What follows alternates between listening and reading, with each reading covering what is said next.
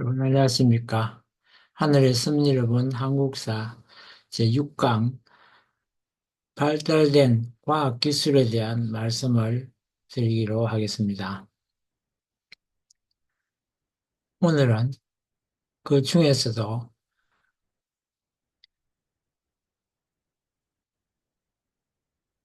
시계에 대한 내용을 말씀드리도록 하겠습니다.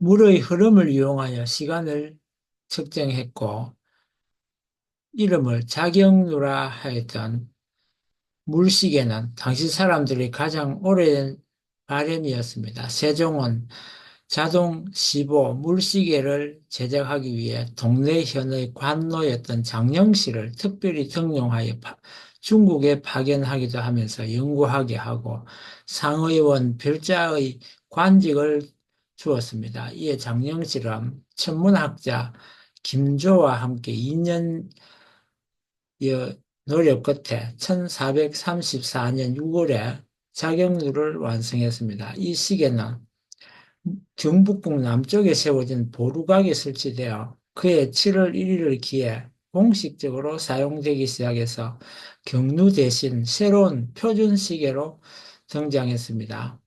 자경루는 당시 야루법인 부정시제, 즉 계절에 따라 시간의 길이가 다른데 그에 맞게 경점을 자동적으로 알려주도록 정밀하게 설계되었습니다.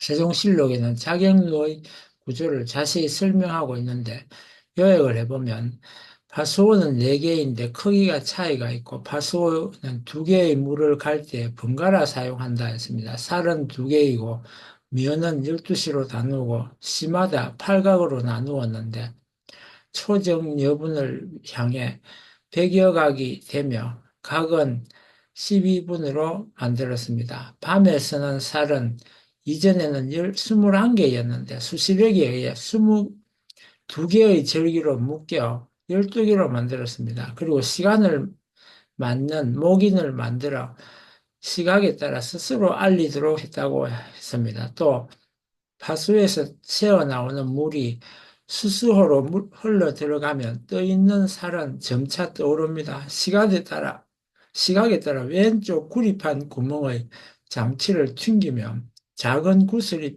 떨어져 나와 구리통으로 흘러 들어갑니다. 그리고 그것이 구멍으로부터 떨어져서 그곳의 장치를 튕기면 그 장치가 열리면서 구슬이 떨어집니다.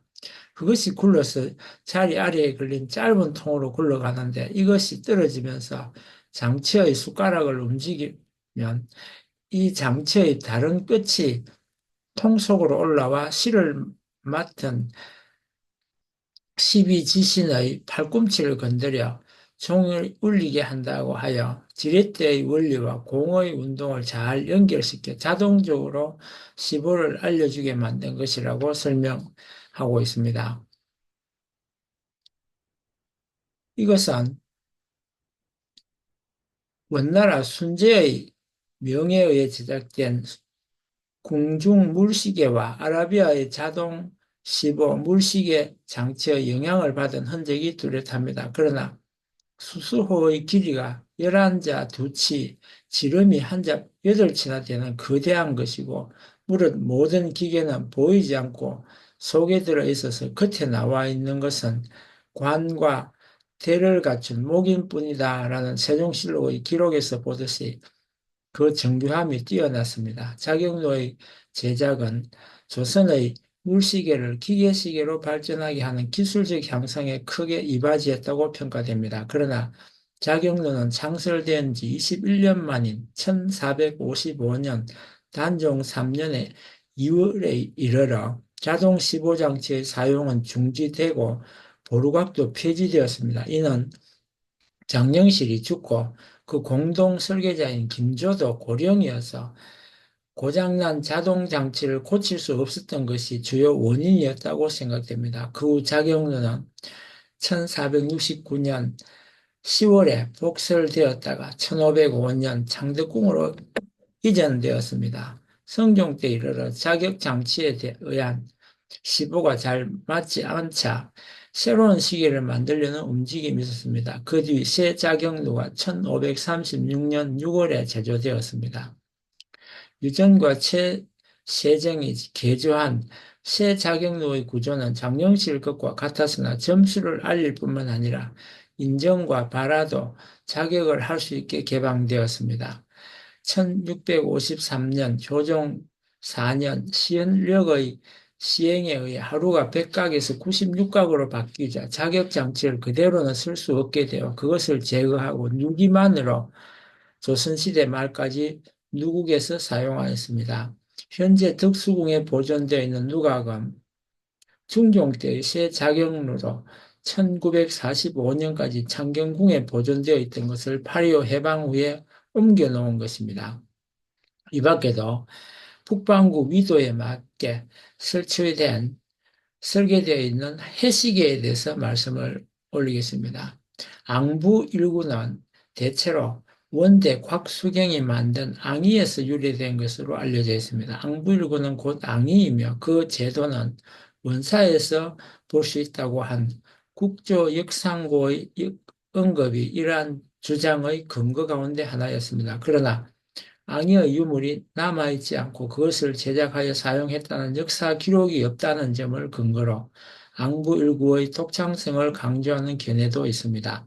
요컨대 앙의에서 아이디어를 얻기는 하였으나 앙부일구는 조선 왕조에서 해시기로 다시 태어난 창작품이라는 것입니다. 그런데 세종 때 제작된 앙부일구는 현재 남아있지 않습니다. 현존하는 앙부일구는 모두 조선 후기에 제작된 것입니다. 문헌 기록을 통해 볼 때 조선 후기의 양부 일구는 세종 때의 그것과 약간의 차이가 있습니다.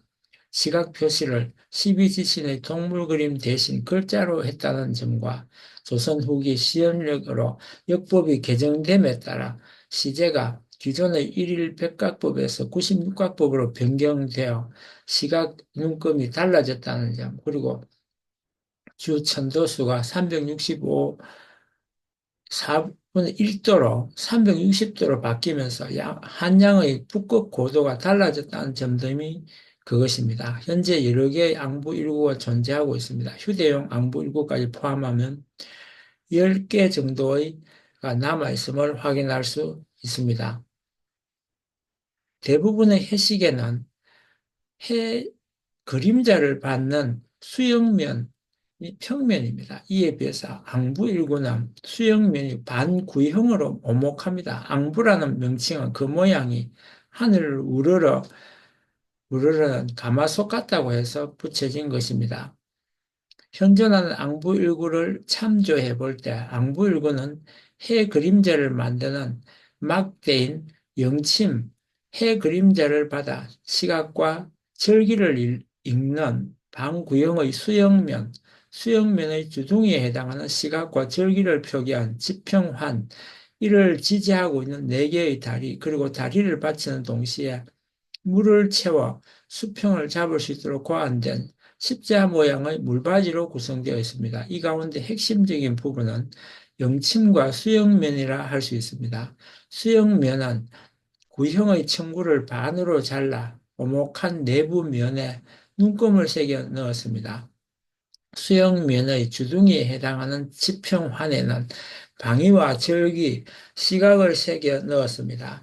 영침은 지평환의 정남 위치에서 한양의 북극 고도만큼 내려간 지점, 곧 남극에서 정확히 북극을 향하도록 수영면에 박혀 있습니다. 영침의 끝부분은 해그림자를 선명하게 받을 수 있도록 뾰족한 바늘 모양으로 되어 있습니다. 수영면에 그려져 있는 선부는 영침과 수직으로 그려진 13개의 절기선과 절기선에 수직으로 그려진 시각선입니다.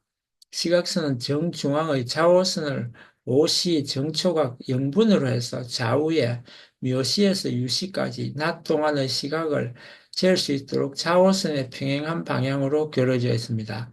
절기선은 24절기를 파악할 수 있도록 13개의 선이 시각선의 수직한 방향으로 그려져 있습니다.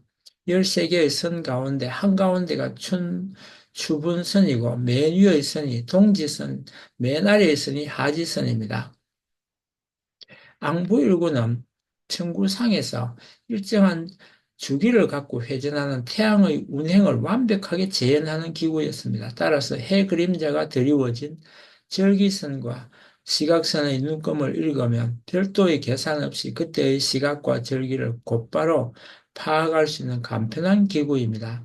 앙부일구는 한양의 위도를 정확하게 측정하고 영침을 한양의 북극 고도에 맞추어 설치함으로써 한양을 기준으로 하는 국가 표준 시계라는 점에서 그 특징을 찾을 수 있습니다. 다음으로 앙부일구는 지구의 자전축 방향인 북극에 맞추어 청구 적도 좌표계와 일치하도록 설치함으로써 지구의 자전 운동으로 인해 나타나는 태양의 일주 운동의 변화량을 측정하는 전문 시계였습니다.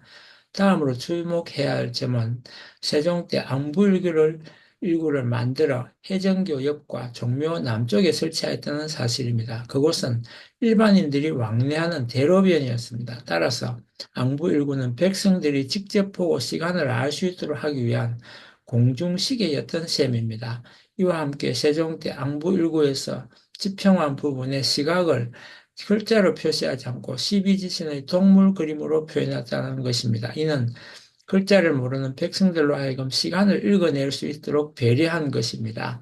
이상 다음 백과사전에서 나오는 앙부일구에 대한 내용을 말씀드렸습니다.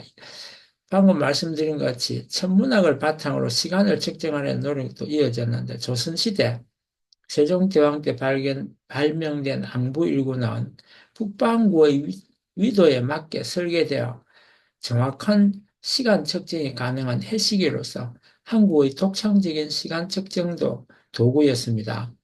자경루는 시각에 따라서 자동으로 종을 울려 시간을 알리는 물시계입니다. 자경루는 물의 흐름을 이용하여 이 시간을 측정하며 이는 당시 정교한 기술력을 보여줍니다. 이러한 하늘의 제사를 지내고 천문을 관측하는 것은 한민족이 천손민족이며 세상의 주인임을 드러내는 고유한 천손 문화였습니다.